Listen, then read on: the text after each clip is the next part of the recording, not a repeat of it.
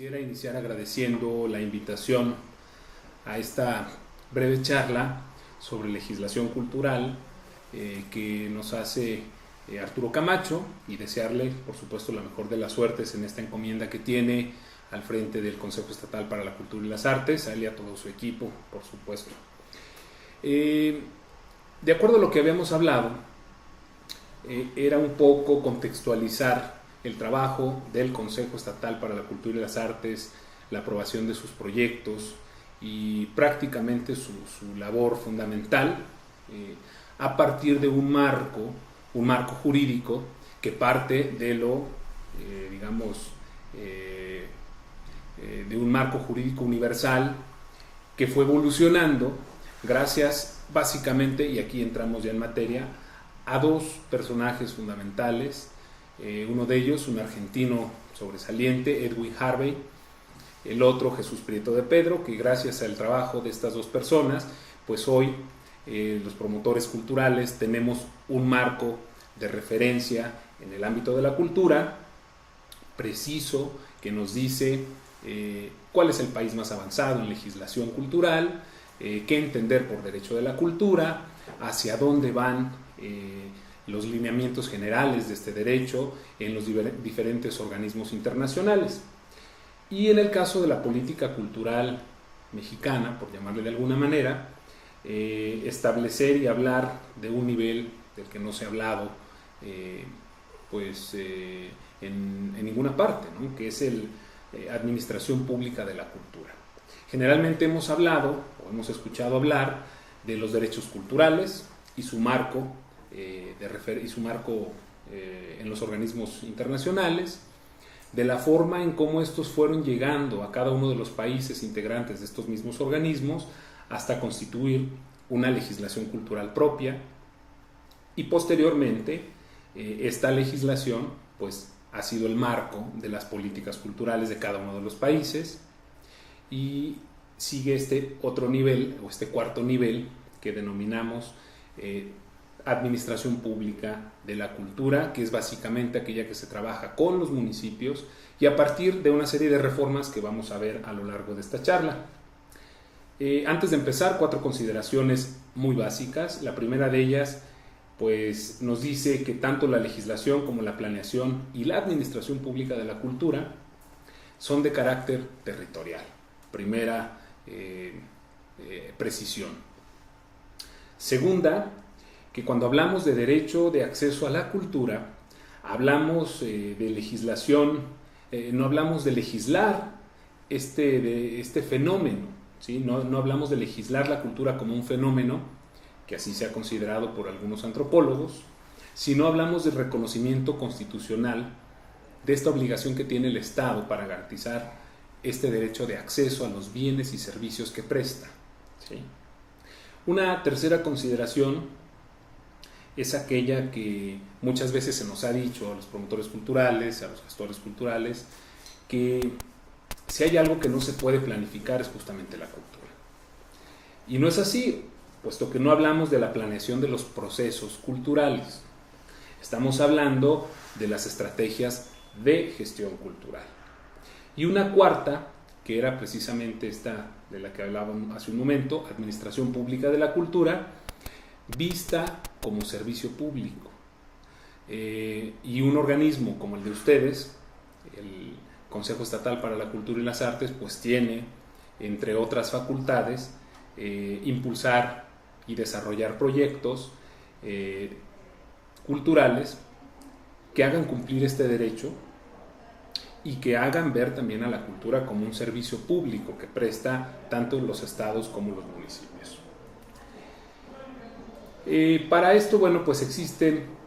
4 momentos fundamentales en la legislación cultural mexicana. El primero de ellos es la Constitución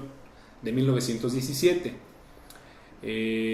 Hoy, por trabajos como el de Jesús Prieto de Pedro, sabemos que la cultura en México, a raíz de esta Constitución, pues bueno, México fue el primer país en el mundo en acuñar el término cultura en su Constitución. Una Constitución que se destacó por ese avance que presentó en materia de derechos sociales particularmente. Y en esto, bueno, pues vale la pena ver el trabajo de Jesús Prieto de Pedro y de Edwin Harvey al respecto. Hay otro momento fundamental en el desarrollo del derecho cultural mexicano, que es 1978, durante el gobierno de López Portillo, en donde la fracción séptima del artículo tercero se hace una adhesión para establecer la obligación de las instituciones de educación superior de difundir la cultura. Esto, dentro de la evolución de este derecho en México, pues es importante. Como lo es también la reforma del 5 de marzo de 1993, ese es el tercer momento. A la fracción quinta del artículo tercero se establece como parte de los derechos fundamentales el estímulo al fortalecimiento de la difusión de nuestra cultura, impulsados por la escuela, ¿sí? Es aquí donde el Estado mexicano asume por primera vez la obligación constitucional de generar acciones en los campos de la cultura y del patrimonio en beneficio de la sociedad. Hay un cuarto momento que ha sido pues, uno de los más importantes de los últimos tiempos, 2009, mes de abril, en el cual se aprueba por el Poder Legislativo una reforma constitucional al artículo 4 y al artículo 73, el primero para establecer el derecho de acceso a los bienes y servicios culturales que presta el Estado, y el segundo para facultar al Congreso, al Poder Legislativo, a legislar en materia de cultura. A partir de aquí, bueno, pues se han considerado como un momento clave en todo el ámbito de la cultura. Han proliferado publicaciones, y aquí sí quisiera hacer un paréntesis, de 10 años a la fecha, 2000-2010, esa primera década del siglo XXI, proliferaron por lo menos 60 publicaciones en materia de patrimonio, derechos de autor, pero ya con sello netamente mexicano, digamos, investigadores, autores mexicanos, que han permitido ver el ámbito de la cultura más allá de lo legislativo, más allá de las políticas culturales. Hablamos de proyectos territoriales, hablamos de diversidad cultural, hablamos de desarrollo social y cómo la cultura se encaja en este tipo de desarrollo, ¿no? Más particularmente, y luego de haber establecido ya estos 4 momentos básicos, es importante hablar de estas publicaciones que les decía, no de cada una, sino de este cúmulo de 60, por lo menos, que un servidor tiene registradas, que abrieron el panorama del ámbito cultural, por lo menos desde la visión del Estado, desde la visión del Poder Legislativo. Esto ha permitido ampliar también la visión de que los artículos constitucionales que tienen que ver con la cultura, pues no son aquellos que se creían todavía en la década de los 90. Se ha abierto la mirada hacia otros artículos que tienen que ver con el desarrollo, que tienen que ver con la planeación del país, y quisiera enumerar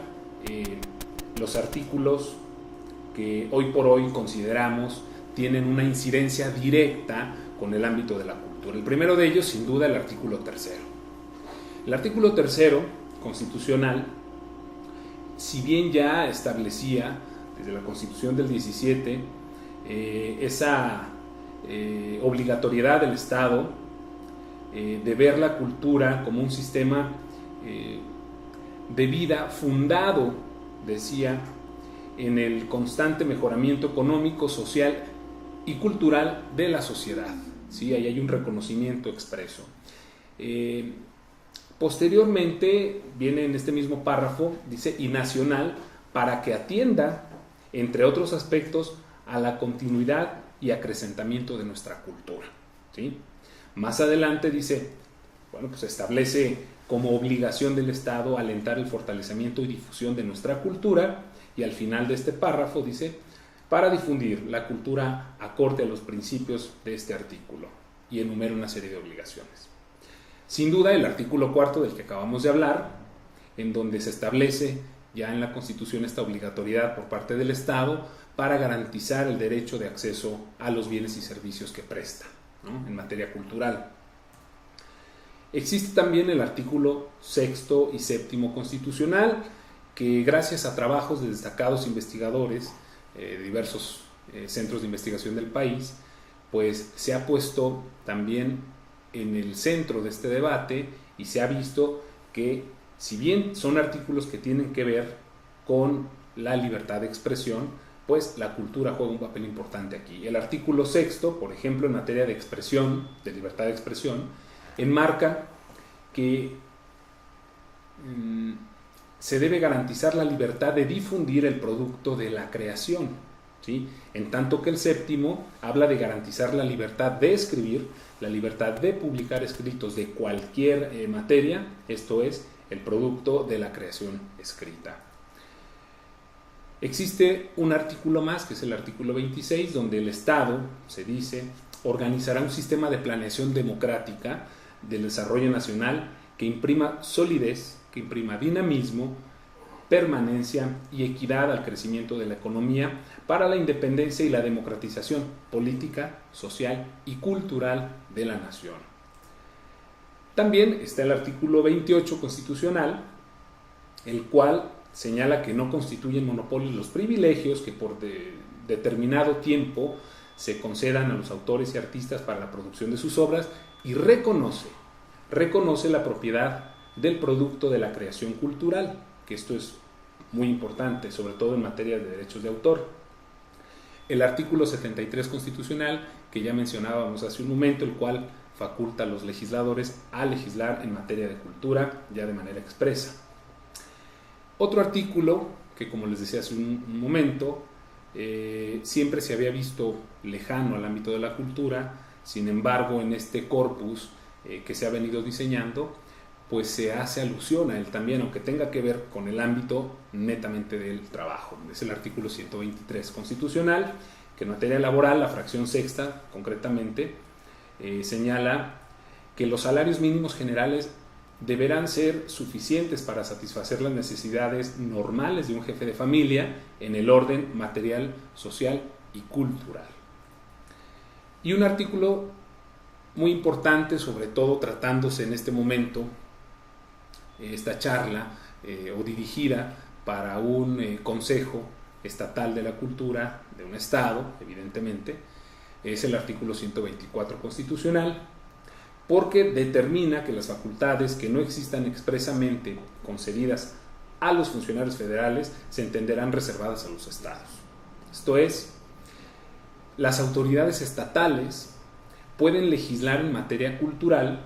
para todos los casos que no sean de competencia federal, y es por ello que todos los estados, la mayoría de los estados, han desarrollado una legislación cultural propia, ¿sí? Jalisco, pues, es uno de los estados punteros en este tema.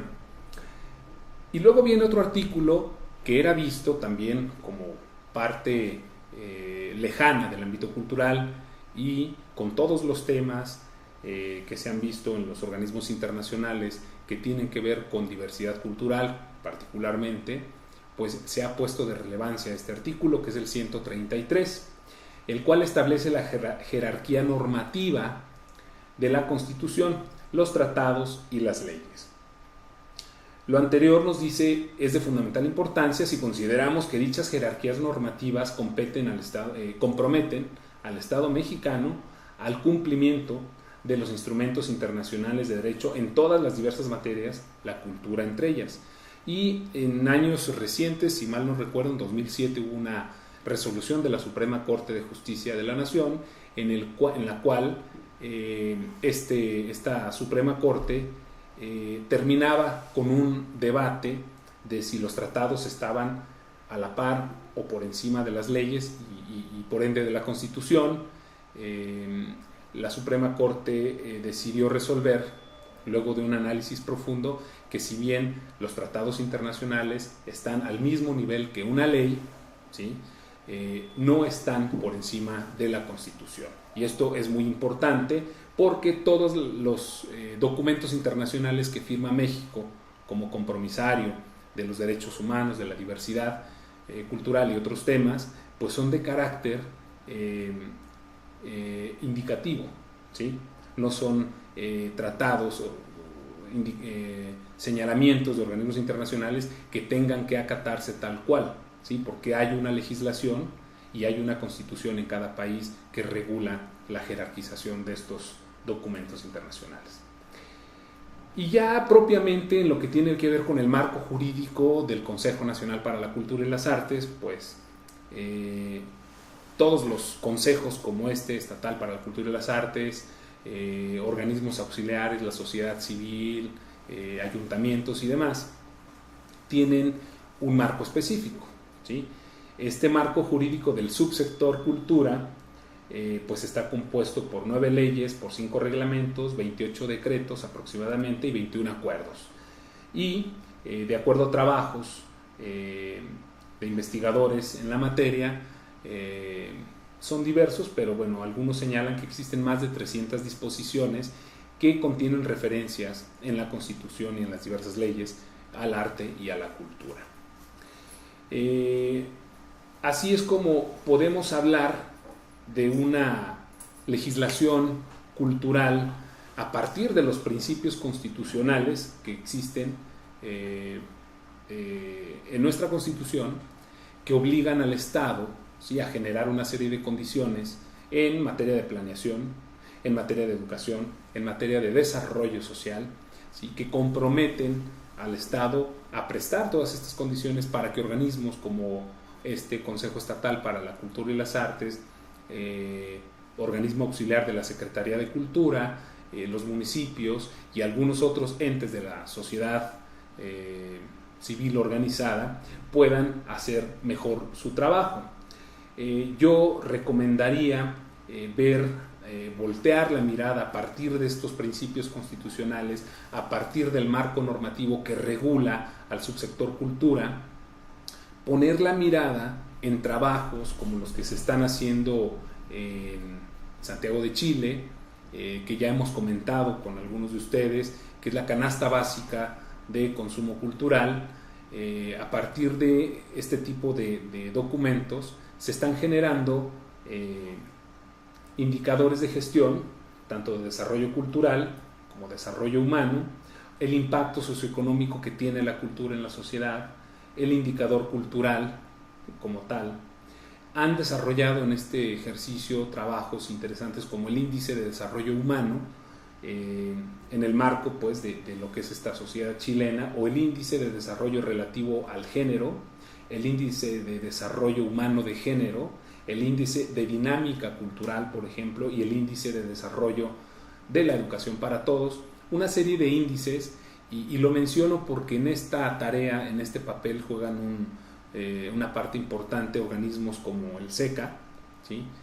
como organismos auxiliares de la Secretaría de Cultura, y bueno, al margen también, bueno, en el marco, mejor dicho, de la última encuesta que tenemos y alguna otra serie de documentos que desde hace unos años a la fecha ha venido publicando el Consejo Nacional para la Cultura y las Artes con el apoyo de la UNAM y otras instituciones, de tal forma que existe ya un sistema nacional de indicadores, un sistema nacional que nos permite ver qué tiene cada uno de los estados y municipios del país,